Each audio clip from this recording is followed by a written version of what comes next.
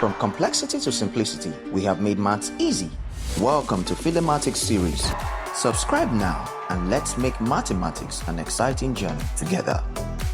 We are told that the Venn diagram illustrates the information about the set.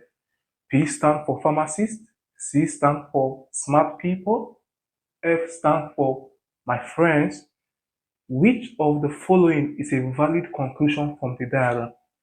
Now, if you observe, P, which is for pharmacist, is fully inscribed in C, which stands for smart people, and there's an intersection between pharmacists and my friends, and there's an intersection between smart people and my friends. So let's look at all this one by one. All pharmacists are my friends. This is pharmacists, these are my friends. All pharmacists are my friends. No, no, no, no. This will only be true if this pharmacist is a subset of my friends. It's inscribed here. B says some of my friends are smart. Some of my friends, this is what represents smart people. Some of my friends are smart. That's true because these are some of my friends that are smart here. And so some of my friends are smart. Very true. So this makes sense. This is the correct option. Let's analyze C and D. All smart people are my friends.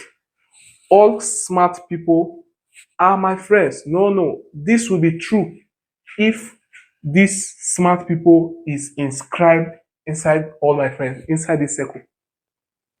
D say none of my friends is smart. None of my friends is smart. That's not true. This will be possible if there is no intersection between smart people and my friends.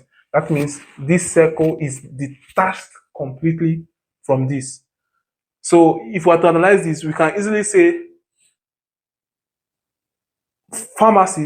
all pharmacists are smart people from this, because pharmacist is enshrined in the smart people. So the correct answer is some of my friends are smart, because part of the smart people is my friend. And truly, I have smart friends. I hope you too.